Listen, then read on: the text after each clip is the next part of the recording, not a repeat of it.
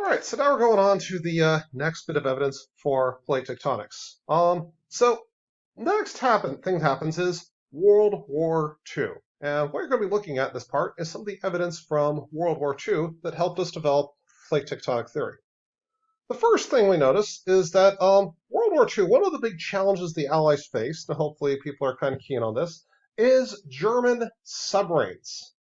However, German submarines have one weakness, which is that they are made of metal.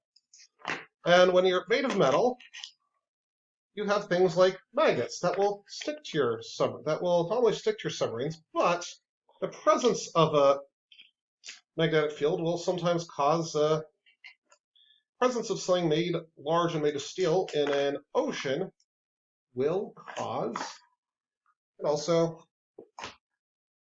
perturb the magnetic field for a large area around it. So just like this magnet, we'll sort of draw this little screw to it, and you can feel the force of this magnet on the screw. Well, the screws picked up a magnetic field too, cool, for quite some distance. So the Allies got pretty good at developing magnetometers to detect the magnetic field around them. And notice when that magnetic field was being perturbed by the presence of a submarine a kilometer away or so. And so when they saw that, when they saw the magnetometers sort of tilt towards the submarine, they could launch a depth charge and destroy the submarine.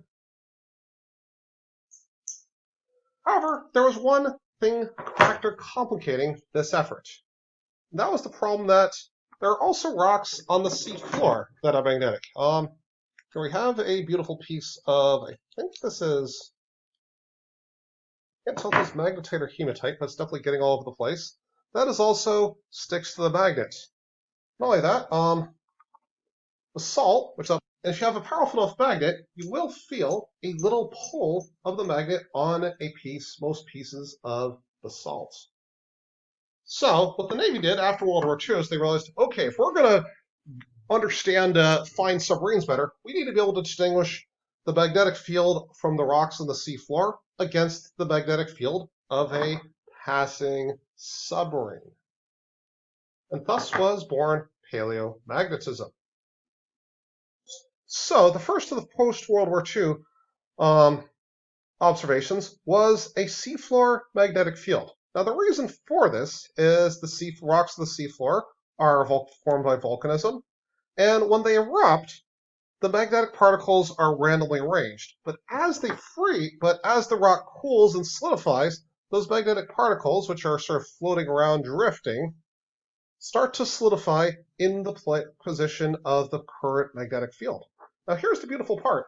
Earth's magnetic field has actually changed around quite a bit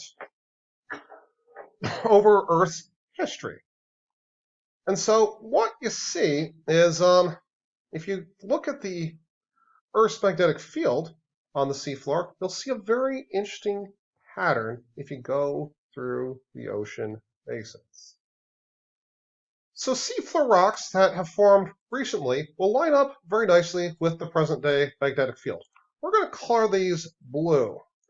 And so what we see on the seafloor, if we look at map view, are these stripes of rocks that line up very nicely with the present-day magnetic field. We also notice on the seafloor, we see ridges on the seafloor.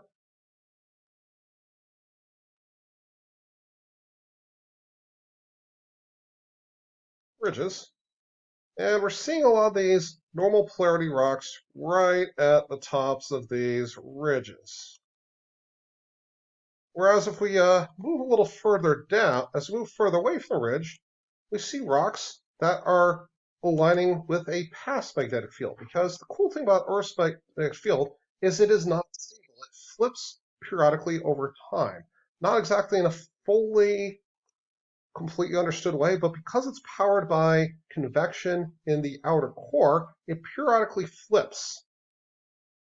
And also, depending on what latitude you're at, the direction of the magnetic field is either going to be more horizontal if you're near the equator, or more vertical if you're near the pole.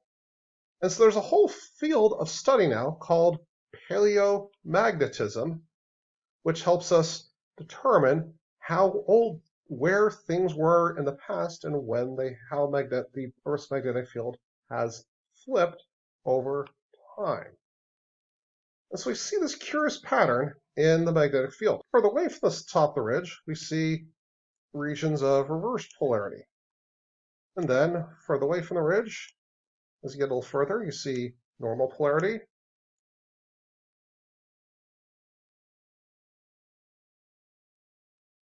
And this pattern, and even though these intervals are not exactly regular, they are semi-predictable. We think we might be in the middle of a magnetic reversal presently, for example. There is this beautiful symmetrical pattern of what we're going to call magnetic anomalies.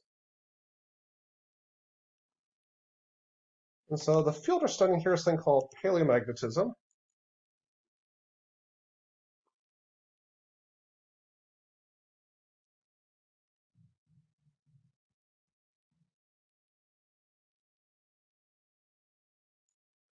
And these changes in the magnetic field are called magnetic anomalies.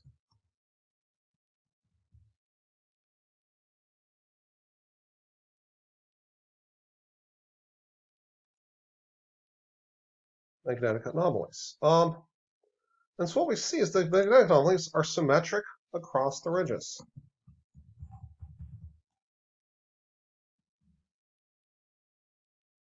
And so this is sort of the first line of evidence to lead to a much deeper hypothesis. Now there's a second test and what this is indicating is that whatever's happening is probably generating seafloor at the center of this ridge.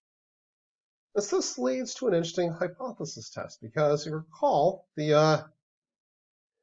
want to do another test here. We're going to have an age of seafloor. We're going to take a look at the age of the seafloor now.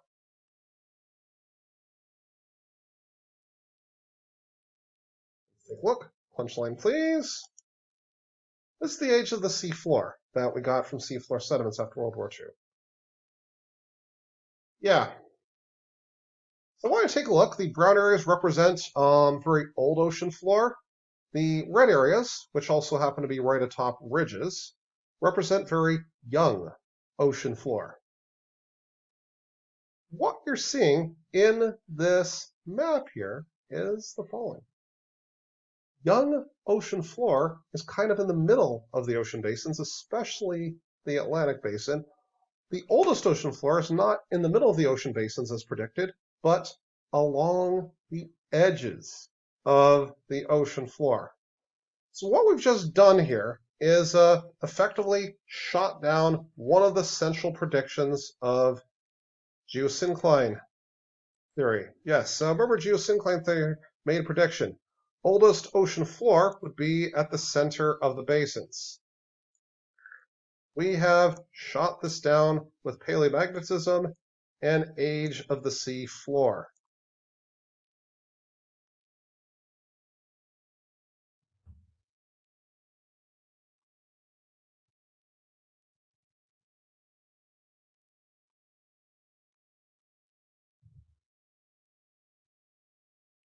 Where your oldest stuff is far away from the ridge, and your young ocean floor is at the center, is at the ridge. And so what these what these lines of evidence, the paleomagnetism and the seafloor age lead to, is a new theory called the theory of seafloor spreading.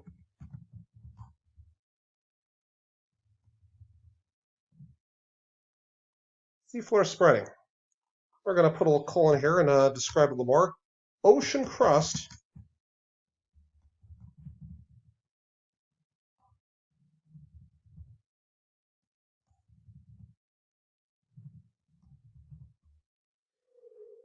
seafloor spreading.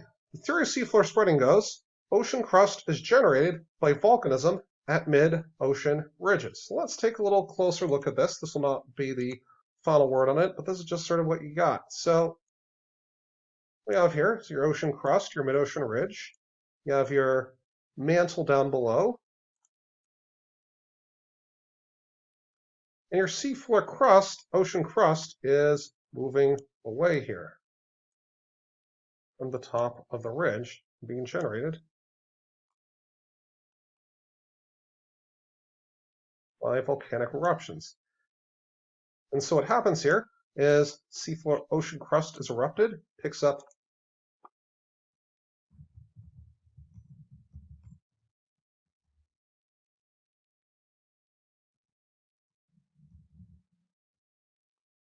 an eruption. Field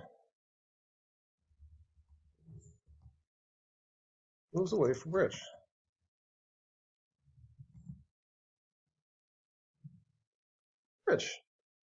And then this was further back. This was then further supported by heat flow measurements, which came at a slightly later date. We're also seeing very high heat flow at these ridges, mid-ocean ridges, further supporting this tenet of plate tectonic theory. Now, before I go, I want you to take a little look at this. So you're definitely seeing, first of all, a couple things that are really interesting here. You're seeing high heat flow at the mid-ocean ridges. This makes sense. You have volcanism. But you're also seeing some more localized regions of high heat flow along the edges of certain ocean basins. You also look a little more closely at this map, the age of the ocean floor. You'll notice that the ages in the Atlantic basin are fairly symmetric and seem to, the ridges kind of line up very nicely with the edges of the continents, somewhat roughly. Pacific basin, you don't see that same relationship. The mid-ocean ridge seems to have no bearing on the edge of the continent. And it looks like there's a lot of old ocean floor missing here. We'll get to that in our Part 4 video.